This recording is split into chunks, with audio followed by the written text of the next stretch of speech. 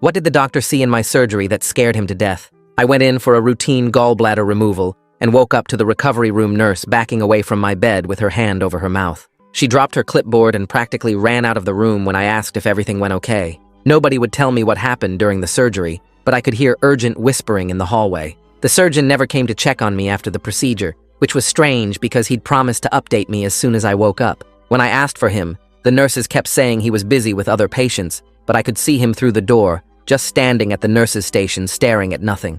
He looked like he'd seen something that had broken his understanding of the world. They discharged me 2 hours early without the normal post-op instructions. The nurse left my discharge papers on the bedside table and backed out of the room without ever getting close to me. When I asked about follow-up appointments, she said they'd call me, but I could tell from her voice that they wouldn't. My stomach churned with more than just post-surgery nausea. I never got a call, so I tried calling the surgeon's office myself, but they kept saying he was unavailable. After a week of trying, I drove to the hospital for answers, but security stopped me at the entrance. They had my photo at the desk and said I was permanently barred from the premises. When I demanded to know why, they just said it was a medical decision and escorted me to my car. The surgical site was healing fine, but I needed the follow-up care to make sure everything was normal inside. I made an appointment with a different doctor across town, but when I got there, the receptionist looked at her computer and her face went white. She excused herself and came back with the doctor, who said they couldn't treat me and I needed to leave immediately. This happened at 4 different clinics.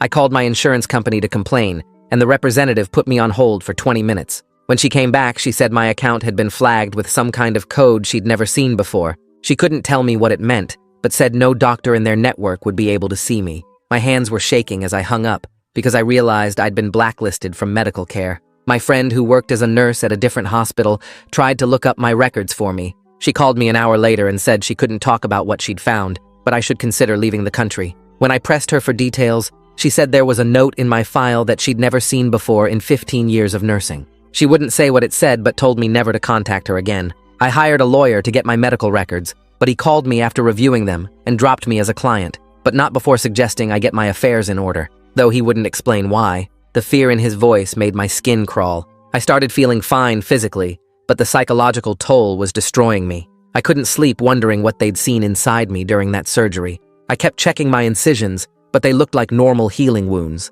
3 months passed, and I'd been turned away from every medical facility within 100 miles. Even veterinarians wouldn't see me. A dentist took one look at my chart and asked me to leave. I was completely cut off from any form of medical care, and nobody would tell me why. I found out that one of the surgical nurses had quit immediately after my operation and moved to another state. I tracked her down and called her, but when she heard my voice, she started crying. She said she couldn't tell me what they'd found, because she'd signed something, but that I should enjoy whatever time I had left. She hung up before I could ask what that meant. My insurance company sent me a letter saying they were terminating my coverage with no explanation. My employer got a call from someone, and suddenly, I was being let go for restructuring, despite perfect performance reviews. Everyone who'd been involved in my care was systematically cutting me out of their systems. I felt like I was being erased from society. I finally found a med student who needed money and was willing to hack into the hospital system for me. He said the surgical video was stored on a separate server, but he could get it for the right price. I paid him everything I had in savings and waited for 3 days while he worked on breaking through the security. He sent me the file with a message saying he hadn't watched it and didn't want to know what was on it. He said after seeing the security level on this particular file, he was leaving the country and suggested I do the same. The video was labeled with my name and a code that just said, "Category unknown, containment protocol initiated." I sat at my computer for an hour before finally clicking on the file. The video was 43 minutes long, and my cursor hovered over the play button while my heart pounded so hard I could hear it. I had to know what they'd seen inside me, even if it destroyed my life to find out. I took a deep breath and clicked play. The screen filled with the bright lights of an operating room, and there I was on the table with my stomach open and the surgical team working on me. The surgeon was talking into his headset about the steps he was taking, while a nurse mentioned her kid's soccer game that weekend. Another person asked about lunch plans, and someone else complained about the parking situation at the hospital. For 6 whole minutes, it looked like any other surgery video with tools moving in and out of frame, and my insides looking pink and normal. The surgeon kept narrating what he was doing with the gallbladder and explaining each cut and movement for the recording. Then, at exactly 7 minutes and 12 seconds, everything changed when the surgeon stopped talking mid-word and leaned forward toward the monitor. He asked the nurse to move the camera left and zoom in on something near my liver that caught his attention. His voice went from casual teaching mode to confused questioning as he pointed at what looked like a small pouch sewn into the tissue.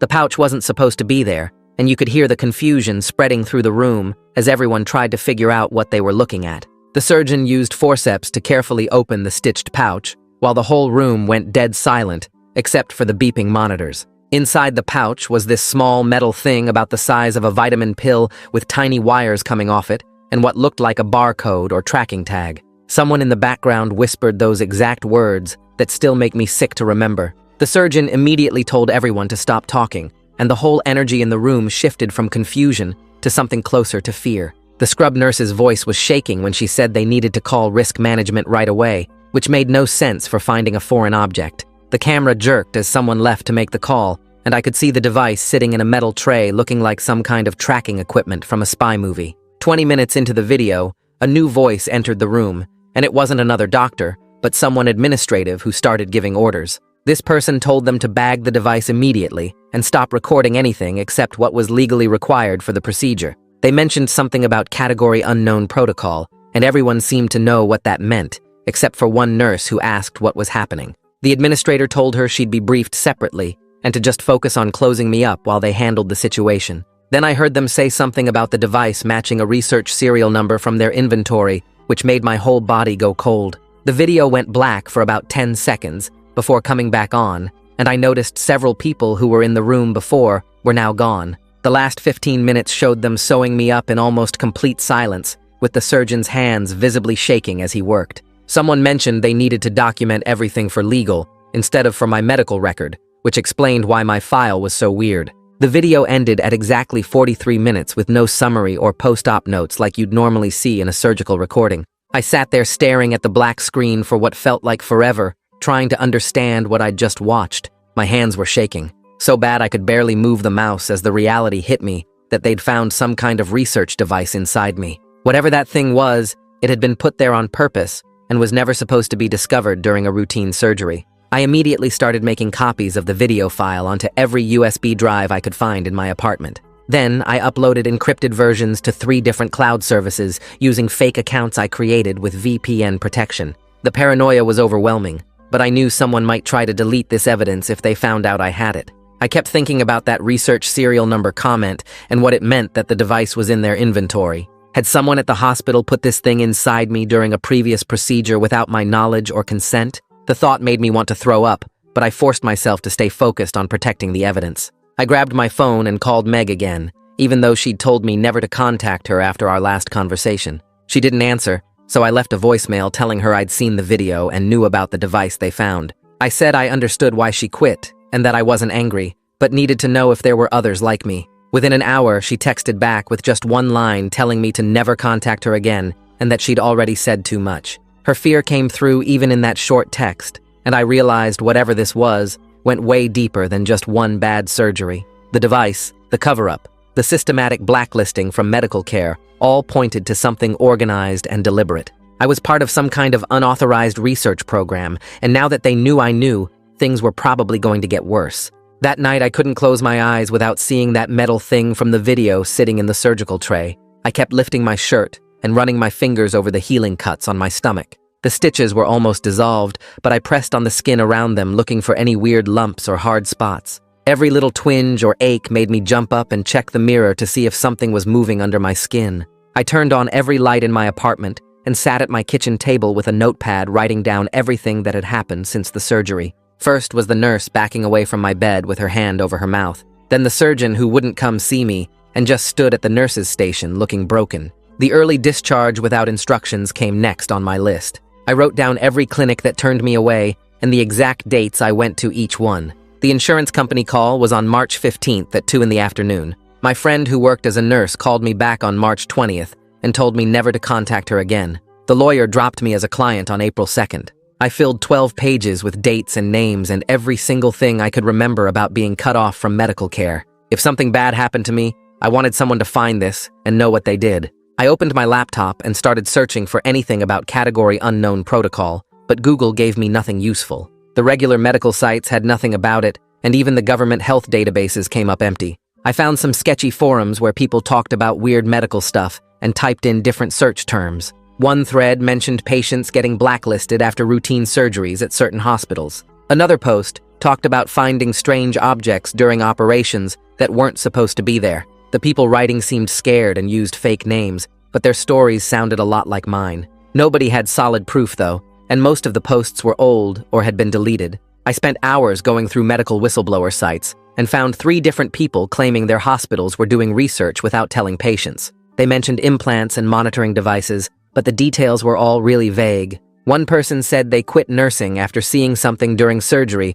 that made them question everything about modern medicine. I took screenshots of every post that seemed connected to what happened to me. My eyes were burning from staring at the screen, but I kept searching until I found a journalist named Ruby Lindsay who wrote about medical corruption. She had exposed a drug company for hiding bad test results and won some big journalism award for it. Her email was listed on her publication's website with a note about sending tips through encrypted channels. I downloaded a secure email program and spent an hour figuring out how to use it properly. I wrote her a message explaining everything that had happened since my surgery and how I'd been blacklisted from all medical care. I attached a 30-second clip from the surgical video showing them finding the device, but not the whole thing in case someone intercepted the email. I told her I was desperate and needed someone to help me understand what was happening. 2 days passed before she wrote back with just a few sentences saying she needed to verify I was real. She said there were a lot of crazy people who sent her conspiracy theories and she had to be careful. She suggested we meet at the Westfield Mall food court on Saturday at noon,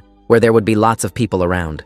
I got there 20 minutes early and bought a coffee just to have something to do with my hands while I waited. She showed up right on time wearing jeans and a baseball cap and sat down across from me without ordering anything. I opened my laptop and showed her the timeline I'd written and all the documentation I'd collected. She read through everything without saying much, and then I played more of the surgical video with the sound turned down. Her face changed completely when she saw them pull that device out of the pouch near my liver. She watched it 3 times and then looked at the screenshots from the whistleblower forums. She finally said this was real and she wanted to help, but we had to be really careful about how we did this. She explained that the hospital could sue me for stealing their video and try to ruin my life even more than they already had. She said we needed more proof than just the video to show they did something wrong. She took pictures of my documentation with her phone and said she'd start looking into the hospital's research programs. She gave me a different encrypted email address and told me to only contact her through that from now on. 3 days after meeting Ruby, I got a message from the med student who'd helped me get the video.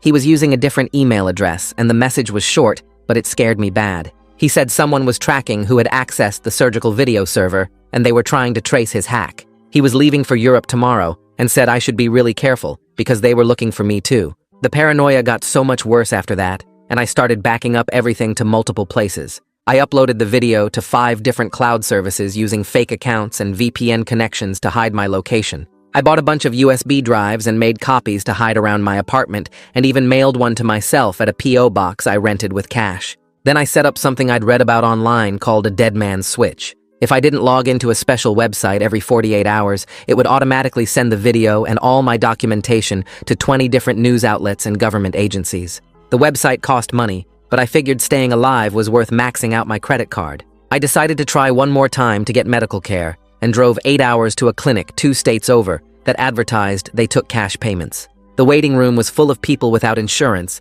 and I paid the $100 fee up front. The receptionist took my information and said the doctor would see me soon. 5 minutes later, she came back looking confused and said there was a problem with their system. She made a phone call to what she said was tech support, but I heard her reading my name and birth date to someone. Her face got weird, and she hung up and told me I needed to leave immediately. She said they couldn't treat me, and when I asked why, she just kept saying I had to go right now. Even a cash clinic in another state knew not to help me, and that meant the blacklist was in some kind of national database that every medical place could access. Ruby emailed me 3 days later with a name and address for a doctor who might help. Dr. Hans Oakley was a semi-retired internist who worked out of his home office and only took cash payments from patients who couldn't use regular medical channels. She said he'd helped other people who got blacklisted for different reasons, and he wouldn't ask too many questions about why I couldn't go to normal doctors. I called the number she gave me and left a message explaining my situation without giving too many details. He called back that night and said he'd see me,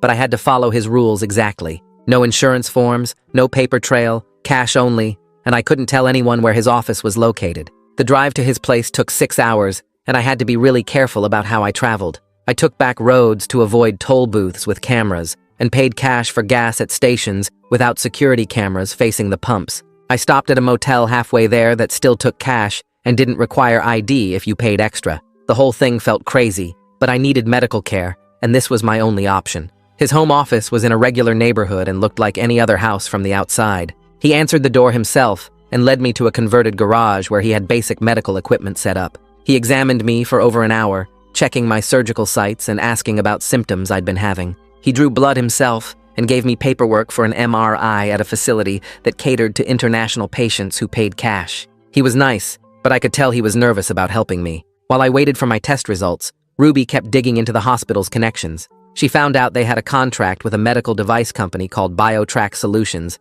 that had been investigated twice by the FDA for unauthorized human trials. The company made long-term biomonitoring implants that were supposed to be for research purposes only. She sent me screenshots of their product catalog, and one device looked exactly like what I saw in the surgical video. I finally got Meg to answer her phone after leaving dozens of messages. I promised I'd protect her identity and never reveal she talked to me if she'd just tell me what she saw. She was crying as she explained that she watched them bag the device during my surgery and heard someone say it was from a batch that was supposed to be destroyed 3 years ago. She said the administrator who came into the OR seemed more worried about legal liability than my health. She told me she quit because she couldn't handle knowing they'd put these things in people without consent, and she was pretty sure I wasn't the only one. 3 nights in a row, I noticed the same dark sedan parked across from my apartment building. I started taking pictures with timestamps and keeping a log of when it showed up and left. On the 3rd night, I walked toward the car to confront whoever was inside, but it drove away before I got close. I managed to get a partial plate number and gave it to Ruby to see if she could trace it. Dr. Hans called me a week later with my test results. Most of my blood work was normal, but I had elevated inflammatory markers that suggested my body was reacting to a foreign object that wasn't there anymore. He also found unusual scar tissue patterns on the MRI that didn't match typical gallbladder surgery. The really scary part was when he said he found evidence of previous surgical alterations that happened before my gallbladder surgery. Someone had been inside me before, and I had no memory of any other operations. Ruby kept investigating the device serial number she'd found in some leaked documents. She discovered it was connected to a research unit that was a joint project between the hospital and a Department of Defense contractor studying long-term biological monitoring. The project was classified, but she found references to it in budget documents talking about tracking physiological data over extended periods. The implications made me sick to think about. A certified letter arrived at my apartment from the hospital's legal team. They claimed I'd stolen proprietary information by obtaining the surgical video and demanded I return all copies immediately or face criminal charges. The letterhead showed they'd hired Steinberg and Associates, one of the most aggressive law firms in the state that specialized in crushing people who went against big institutions. Ruby said this was actually good news because it meant they were scared of what I had. Ruby brought in someone named Polina Hester, who was a civil rights attorney with experience fighting hospitals over consent violations. She came to Ruby's apartment to meet me and review everything we'd gathered so far. She spent 3 hours going through the video, the documents Ruby had found, and all my medical records. She said we had a strong case, but we needed to be really strategic about how we moved forward because the hospital would try to bury us in legal proceedings. She explained that we couldn't just release the video publicly because they'd sue me into bankruptcy, but we could use it as leverage to force them to negotiate. Polina started working on our case the next morning and spent 3 days putting together formal complaints for the State Medical Board and the Office for Human Research Protections. She came to my apartment with a stack of papers and walked me through each document, showing me how she'd written everything to create a paper trail without mentioning the video directly. She said this would protect us legally while forcing them to respond officially. I signed where she pointed and watched her make copies of everything before she drove to the post office to send them certified mail with return receipts. 2 days later, Ruby called me excited because someone had sent her an anonymous email with a phone number and address for a family whose father died during routine surgery at the same hospital 2 years ago. The tipster said the family got a big settlement, but had to sign weird paperwork that mentioned research protocols and device recovery. Ruby drove us to their house in the suburbs, where a woman in her 50s answered the door and looked scared when we explained why we were there. She let us in after checking that nobody was watching from the street and took us to her kitchen where she had a box of medical papers on the table. Her hands shook as she pulled out billing statements from her father's surgery and pointed to codes that didn't match any normal procedures. I compared them to my own bills that I'd brought and found the exact same weird codes on mine. She started crying and said her father went in for hernia repair and died on the table, but nobody would explain what went wrong. The hospital paid them $2 million to stay quiet and made them sign papers about not discussing any research or devices found during the surgery. She said they took the money because they had no choice, but she never stopped wondering what really killed him. We stayed for 2 hours going through documents and taking pictures of everything that matched my case. On the drive home, my phone rang, and it was my landlord sounding nervous, saying he'd gotten a call from the city about code violations in my unit and needed to inspect it every week starting immediately. I knew this was harassment because my apartment was perfect, but I couldn't prove the connection. The inspections started 3 days later with him bringing a clipboard and taking pictures of every room while making up problems that didn't exist. Ruby started investigating the device company harder and found corporate filings showing 3 hospital board members owned stock in it worth millions. She also discovered the FDA had rejected their application for human trials twice before the company somehow got approval through a different department. She printed everything and brought it to Polina's office, where we spent hours connecting the dots between the money and the unauthorized research. My phone buzzed with an encrypted message from Tariq saying he'd found something huge before leaving the country. He'd discovered the video server had special security set by the legal department instead of IT, which was weird, and there were 47 other surgical videos with the same containment protocol flag as mine. He sent screenshots showing patient ID numbers with dates going back 5 years and said he was destroying his equipment and flying to Berlin that night. The message deleted itself after I read it, but I'd already written down the important parts. Polina immediately drafted preservation letters and sent them to the hospital and my insurance company, legally requiring them to keep all records about my case and the other patients. She said if they destroyed anything now, it would be criminal obstruction, and explained this was a key move to protect evidence. 3 days passed before Meg finally called me back, crying again, but saying she'd thought about it and wanted to help. She agreed to give a sworn statement to Polina about what she saw during my surgery and why she quit her job. We met at Polina's office, where Meg spent 4 hours describing everything while a court reporter typed it all up. She talked about seeing the device and hearing the administrator mention research protocols and watching them bag it like evidence instead of medical waste.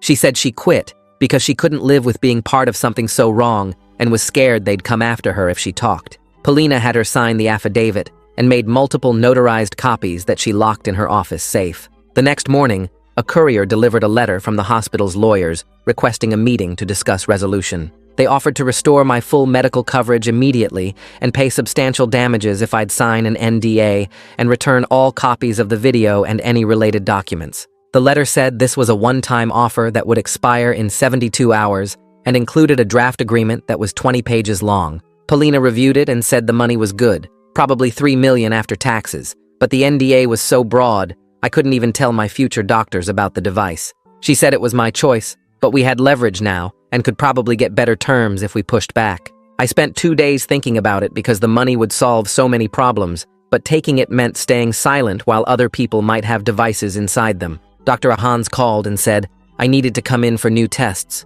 because even though the device was gone, he wanted to monitor me for complications from whatever it had been doing to my body. I drove to his house where he did blood work and took new scans, then introduced me to a woman who specialized in therapy for people who'd been through medical abuse. She was gentle and understanding as she explained how this kind of violation affects people psychologically, and said she'd seen similar cases of unauthorized research. We scheduled weekly sessions, and she gave me exercises to help with the nightmares and paranoia that had been getting worse since I saw the video. The next week brought a letter from the state medical board saying they'd gotten our complaint and would look into it. The official typed 2 pages about how these things take time, sometimes years, and there was no promise they'd do anything. Polina read it twice and said at least we'd made them write something down on paper that couldn't disappear. Ruby spent 3 straight days at her computer typing up everything we knew, leaving out names to protect people like Meg who were scared. She showed me draft after draft, cutting parts that might get us sued while keeping the worst stuff about what the hospital did.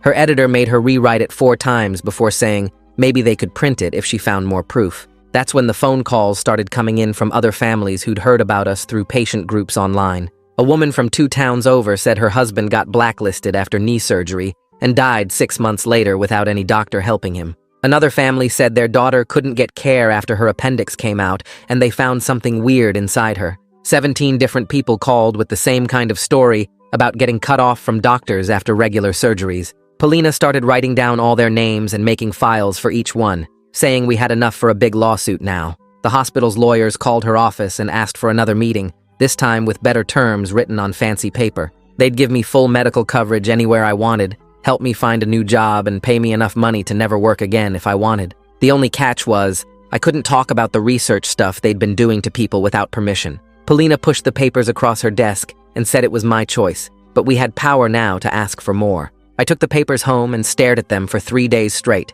knowing the money would fix everything, but also knowing other people were suffering. My hands shook every time I picked up the pen to sign, because taking their money meant staying quiet forever. Ruby called and said her editor finally said yes to printing the story if she didn't use my name or the hospital's name directly. She worked another 2 days making it perfect, showing how hospitals were doing research on people during regular surgeries without asking first. The story went online at midnight, and by morning had been shared 10,000 times with people demanding answers. The hospital put out a statement saying they were doing an internal quality review of their research department. 3 researchers got suspended while they investigated, though the hospital kept saying they didn't do anything wrong. Polina called it a win, because at least someone was being held responsible, even if they wouldn't admit guilt. I went back to her office and said I wanted to change the deal, so I could talk to government investigators about what happened. She spent 6 hours on the phone with their lawyers working out new terms that let me help with official investigations, but not talk to reporters. The compromise meant I'd get my medical care back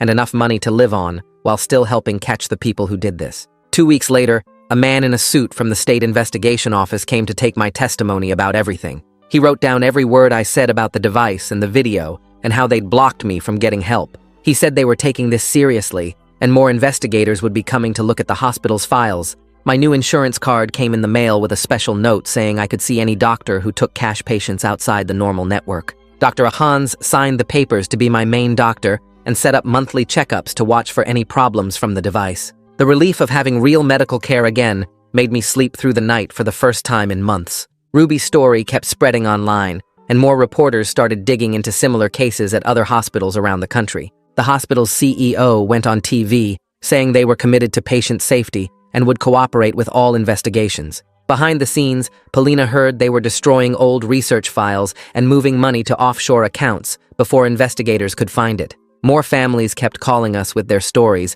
and we started a private online group to share information and support each other. Some had lost loved ones who couldn't get treatment, while others were still fighting to get basic medical care after being blacklisted. The state investigation team came back 3 more times to ask questions and look at the evidence we'd collected from everyone. They said criminal charges might be possible, but it would take months of work to build a strong case. Polina kept filing papers with the court to preserve evidence and stop the hospital from hiding what they'd done to us. Every small victory felt huge after months of being powerless against the whole medical system working together. The settlement money finally came through, and I could pay back everyone who'd helped me when I had nothing left. Dr. Ahans ran new tests that showed my body was healing well, even though we'd never know exactly what that device had been doing inside me. Ruby won an award for her reporting and used her speech to talk about the brave people who risked everything to expose the truth. The hospital quietly settled with 6 more families while denying any wrongdoing in official statements to the press. Each day got a little easier,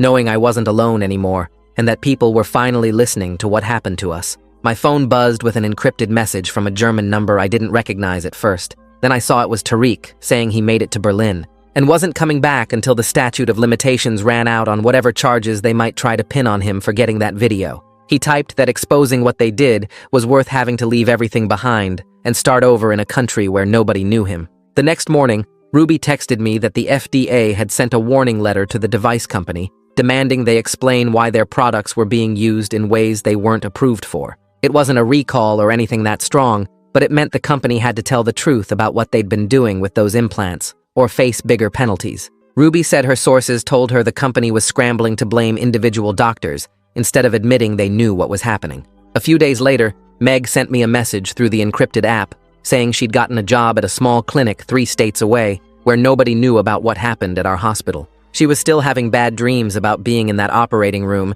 and seeing them pull that thing out of me, but at least she could work again without people asking questions. She said talking to me helped her deal with the guilt of not speaking up sooner when she knew something was wrong. 3 months after Ruby's story went viral, I was watching the news when they announced Congress was going to hold hearings about medical research being done without patients knowing about it. Ruby called me right after to say they wanted her to testify about her investigation and show them all the evidence we'd collected from the different families. The coverage was going national now, with major networks picking up the story and sending reporters to interview anyone who'd talk about what the hospital had done. That same week, the hospital announced their CEO was leaving to pursue other opportunities, which everyone knew meant the board forced him out to try to save face. 3 board members also stepped down without any big announcements, just quiet resignations filed with the state. The new people they brought in kept talking about transparency and reform, but I didn't believe they'd really change anything unless someone made them. I got a letter in the mail from someone in Ohio who'd had their appendix out at a hospital that worked with the same device company.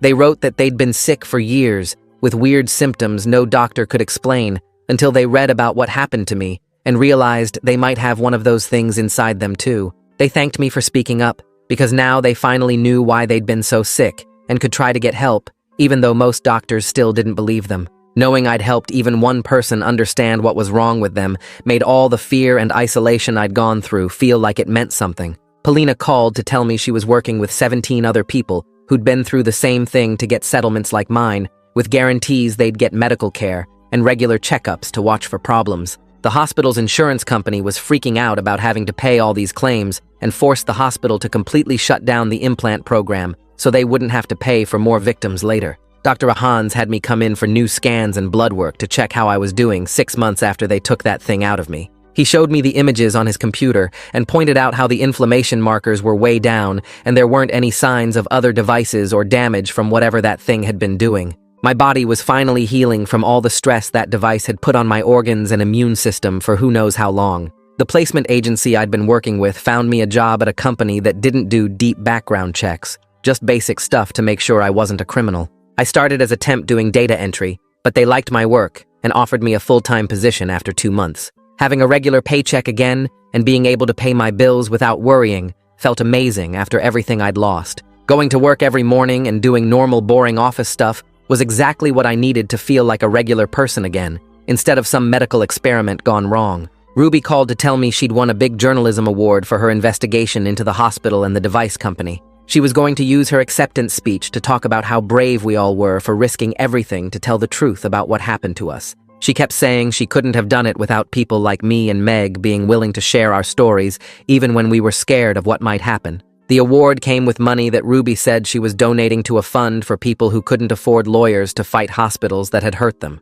More reporters kept calling, wanting to interview me, but I stuck to my settlement agreement and only talked to government investigators who were protected by whistleblower laws. The investigators must have been busy because 3 weeks later, the device company announced they were filing for bankruptcy after getting hit with massive regulatory fines and 17 different lawsuits from victims. The executives walked away without any criminal charges, which made me want to punch a wall, but at least their company was dead, and they couldn't plant any more devices in people. A year after my surgery, I was running an unofficial network to help other victims find doctors who would actually see them. We had a whole system worked out with cash-only clinics and doctors like Hans who weren't afraid of the hospital's blacklists. I kept a spreadsheet with over 40 names of people who'd been cut off from medical care after routine surgeries and connected them with providers who would help. My phone buzzed one morning with a message from Meg saying she was getting married next month and hadn't had nightmares in 6 weeks. She wrote that speaking up about what happened gave her back some control and thanked me for being brave enough to go first, even though we'd never actually met in person. The congressional hearings dragged on for months, but finally resulted in something called the Patient Protection Act that required hospitals to report any research complications within 24 hours and get real consent for any experimental procedures. Ruby called me laughing about how they should have named it after me, since my case started the whole investigation. Hans asked me to come by his office one afternoon to meet his daughter, who was opening a clinic for people the medical system had failed. She explained how she wanted to hire someone who understood what victims went through to help them navigate getting proper care, and asked if I'd be interested in the position. The pay wasn't great, but it came with full benefits, and most importantly, meant I could turn my nightmare into something useful for other people. I started the next Monday and spent my days calling insurance companies, finding specialists, and walking scared people through their options when the regular system had abandoned them. Every person we got proper treatment for felt like scoring a point against the hospitals and companies that thought they could use us as lab rats. 2 years after they found that device inside me, I had a real job, actual health insurance, and a whole network of survivors who understood exactly what we'd been through. The fear of what they'd done to me would pop up sometimes when I felt a weird pain or got sick, but it didn't run my life anymore. My story didn't end with the bad guys in jail or millions in settlement money, but with something more important. We built a community of people who refused to stay silent, found doctors who chose doing the right thing over protecting institutions, and proved that even massive hospital systems had to change when enough people stood up together and said no more. And that's it for today. Nothing fancy, just the story as it happened. Thanks for hanging out with me. It always feels like a chill catch-up. Come back whenever you feel like it. No pressure.